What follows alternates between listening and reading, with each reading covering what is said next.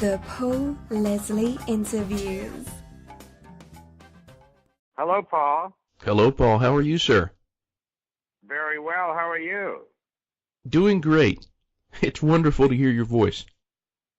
And yours. You are world-renowned. Where are you? Where am I speaking to you today? At the moment, I'm in Hotlanta. That's the place. The ATL, you mean? I'm so hip, I just call it the ATL. Nice. Or the A. Where you're going to be soon. I can't wait. The man we're welcoming, he requires no introduction, but I insist. Paul Shaffer is a singer, songwriter, band leader, recording artist. He served as David Letterman's musical director for the entire run of both Late Night with David Letterman and The Late Show with David Letterman. Paul Shaffer and the World's Most Dangerous Band have a freshly released album, and they are currently on tour. It's a great pleasure. Well, I thank you very much. I'm very happy to be with you today. Can't wait to get down to Atlanta to play. I've always had a good time there. Of course, I remember when the Summer Olympics were there, and I and my band were the house band for the closing ceremonies and stuff. And boy, we had a good time in Atlanta. I've also been on stage with Alicia Keys. No, not Alicia. Alicia Bridges. And I love the nightlife with her. Goes back maybe 20 years or more. Can't remember where we were. But Atlanta is a hell of a place. I can't wait to get there. For years, your stage was the Ed Sullivan Theater in New York City. So what is it like being on the road for you? It's great to perform in front of an audience and get that feedback. I mean, it sounds like a cliche, but there is nothing like it, and it's different than a television audience, of course. The traveling is something that I haven't done since I toured with John Belushi and Dan Aykroyd and the Blues Brothers in 1980. So I'm getting used to that. It's certainly nice to run into people, though, in airports and talk to people all along the way. And as I say, that hour and a half on stage is really makes the whole thing worthwhile. You've been playing with so many of these musicians in your band for many years. You've been loyal to them. They've been loyal to you. How did they react when you told them that you were going to be making a record and going out on tour? Well, they were thrilled when I told them I wanted to do both things with them. Everybody has stayed quite busy since the end of the Letterman show. But I don't know, when we got together to make that record, it was so comfortable. We know each other so well.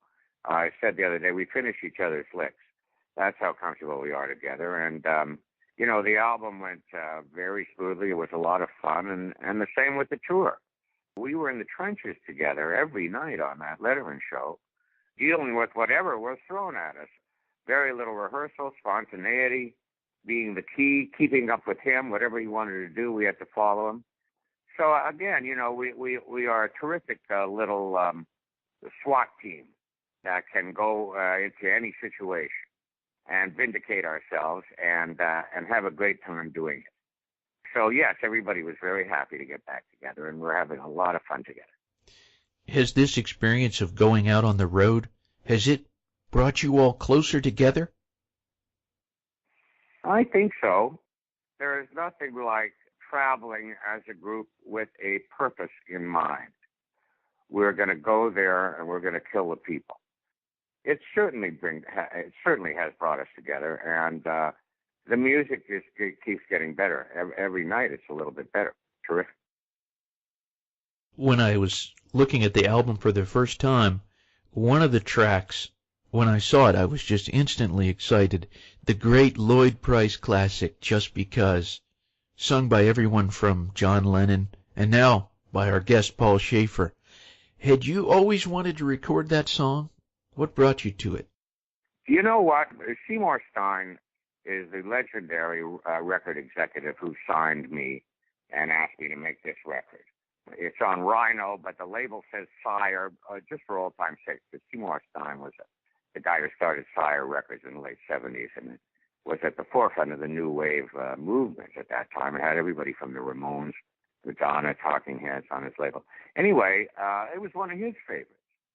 I think you should do Just Because. And I know Lloyd Price a little bit. Through the years, I have met him. I've gotten to play for him a couple of times. I asked him what was, how did you write that song? I think it was his second single, if I'm not mistaken. He said, well, just the scale. It goes down the notes of the scale. Just because you da-da-da-da-da, la-da-da-da-da-da-da-da. So when I sing that scale on this show, I think about Lloyd Price. And I mentioned the fact that you knew that he was a boxing promoter as well as a singer. Did you know that? I did not know that. Yes, very successful in the world of boxing, a compatriot of Don King. And he was the guy who said to Don King, try the hair straight up and see what happens. I swear to God it's true. He was responsible for Don King's hairstyle and that great song, Just Because. Well, we're going to hear it right now. Paul Shaffer and the world's most dangerous band, Just Because. Our special guest is Paul Shaffer. Has the reason why you are a musician changed through the years? I don't think so. I have always just done it because, primarily it makes me feel good. I used to come home from school as a kid and just sit down at the piano, and I wouldn't practice my piano lesson, but I would just play rock and roll for 3-4 hours, after school. I did it instead of buying records. I learned how to play them instead, and it would just, give me a feeling. And no, that hasn't changed. I still love it. I love it. The fact that other people like it too is terrific. But selfishly, I don't know. I'm just doing it for myself. I just love the way it feels, and I think if I love it, the audience will love it. We're talking with Paul Shaffer. In your book, We'll Be Here for the Rest of Our Lives, you talk about meeting David Letterman for the first time, and at one point, Dave says to you, I've always seen myself as Wayne Cochran anyway. And since I'm in Georgia and Wayne Cochran being a Georgian and you coming to Atlanta, Georgia, it's just relevant that we mention Wayne Cochran with his big pompadour, and that makes us wonder, is Dave hip? Yeah, Dave is awfully hip. That was a pretty hip line that he said in that very first meeting. Because he said, what kind of band would you have? I said, well, it's going to be a 4-piece band. Us playing instrumental versions of R&B things, that to me would be the perfect band. And that's when he said, well, I've always seen myself as the Wayne Cochran of comedy or something like that. Pretty obscure reference. Although Wayne Cochran was huge in the South, especially, of course, in Florida, Miami, and not everybody knew who he was. The fact that Dave Letterman mentioned him in our very first interview kind of knocked me out. I said, I got to work for this guy. And did you know that Wayne Cochran wrote Last Kiss? Yes. Where, oh, where can my baby be? I never knew that until just a couple of years ago, but that's a huge record and a big songwriting credit for him, too. And, of course, we did Going Back to Miami, his big song in the Blues Brothers, the third tour, the second tour, the one that we were doing while the movie was out, and the third album, it appears. I've been a fan of his for an awfully long time. Were there bands or acts, singers, whatever, that you and David Letterman bonded over? Our tastes are pretty disparate, especially when it comes to holiday novelty records, which I love and he hates. There was no way he was ever going to let me play Monster Mash on Halloween. Just forget it.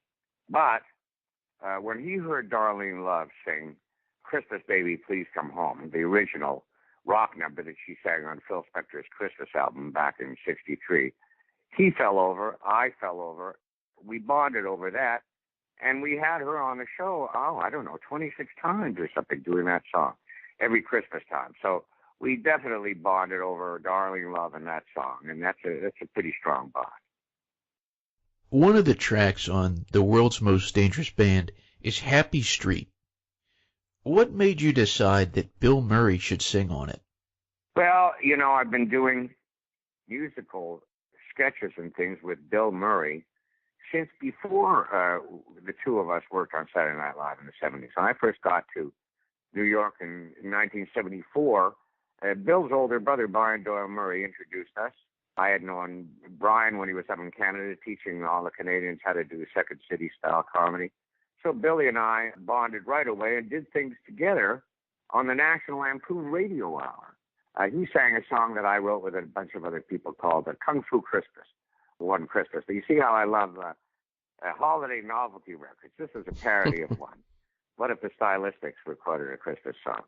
He did a bang-up job of that, but he's always singing for humorous reasons. And I just thought, he loves to sing. We had done together the Bill Murray Christmas special for Netflix, A Very Murray Christmas. And it was all wall-to-wall singing, him singing song after song. I said, I bet if you take him into a real recording studio, give him a little time, he will really be able to sound good. And he does, We traveled down to South Carolina where he lives. We went into the studio, spent all afternoon, and he worked very hard on this vocal, and he really does sound great. And he did me just a really nice favor to sing this song, which is one of the few original songs on the record. We put it together. I, my producer, Richard Goddard, Richard's wife, and Alonzo, our engineer. The four of us wrote this for Bill.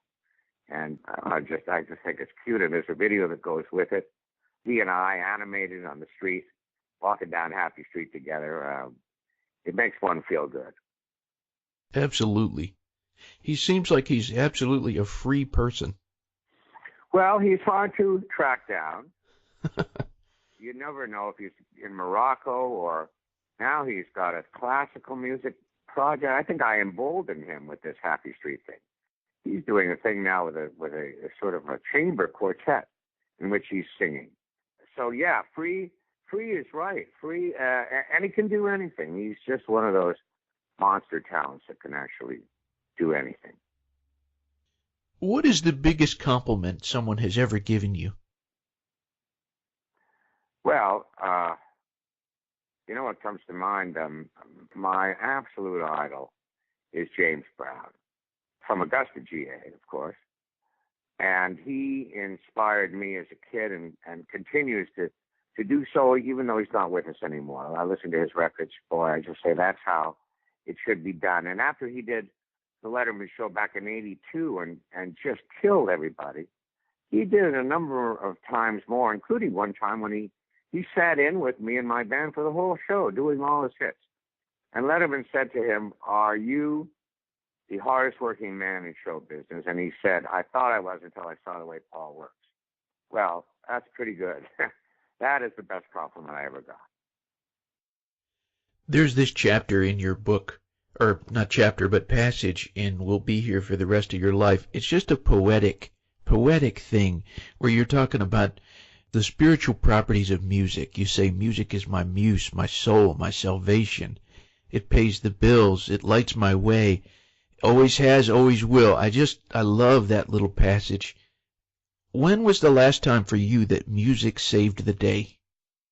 Oh, man. Well, I mean, it continues to do so. Just the other day when we had to fly from upstate, you do a show, get on a plane, fly after the show to a place just outside of Philadelphia, play a show the next day, and I'm like, exhausted from all the flying, can't sleep, wired, all day long waiting for the show, don't even know if I could do it.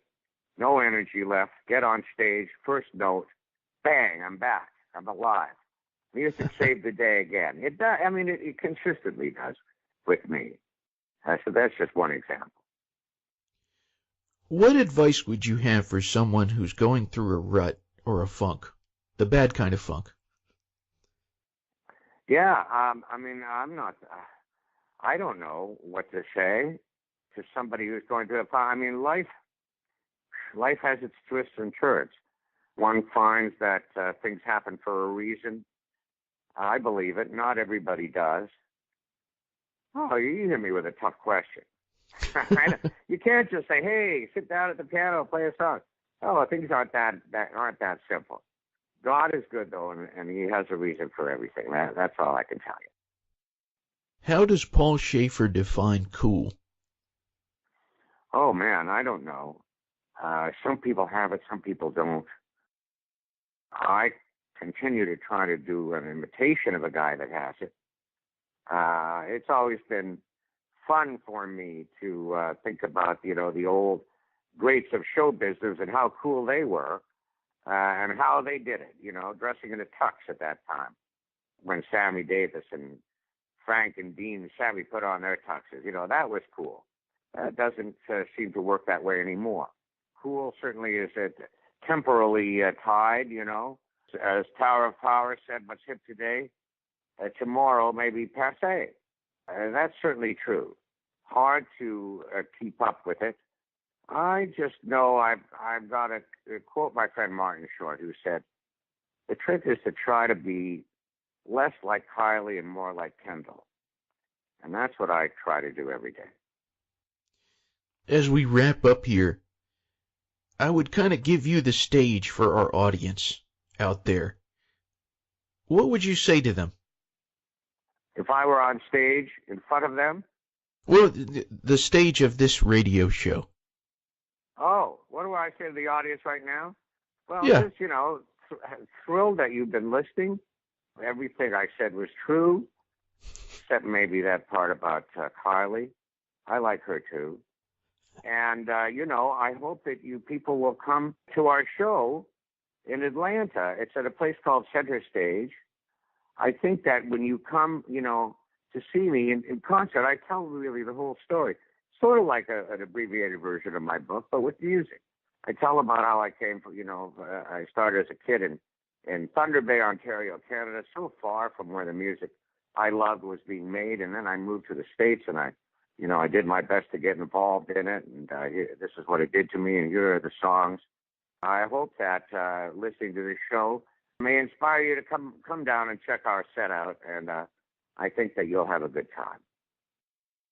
Paul Shaffer and the World's Most Dangerous Band. June 9th, they'll be in Nashville, Tennessee at the Ryman Auditorium. June 11th, they'll be in Atlanta, Georgia at the Center Stage Theater. My last question. Who is Paul Shaffer? Well, again, you're hitting me with these philosophical questions. The philosophers from the beginning of time wouldn't be able to answer something like that. I don't know, just a cat who has had a blessed life and career. I've done, played music, worked with people that I thought were just beyond the realm of possibility. Besides that, I've met a lovely gal named Kathy, whom I married, and I got 2 terrific kids, and I don't know, life is good.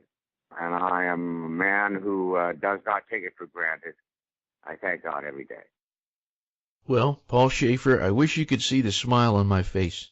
It's been a great pleasure. Paul, Leslie, it's been my pleasure, too, and thank you for having me today, and I hope that I get to meet you. Any plans to come down to the Center Stage? Oh, you can count on it. All right, that's what I want to hear. Well, let's say hello that night, then. I look forward to meeting you. I will look forward to it. See you then. Okay, Paul. Thank you very much. See you then. Bye-bye. Thank you. Bye-bye.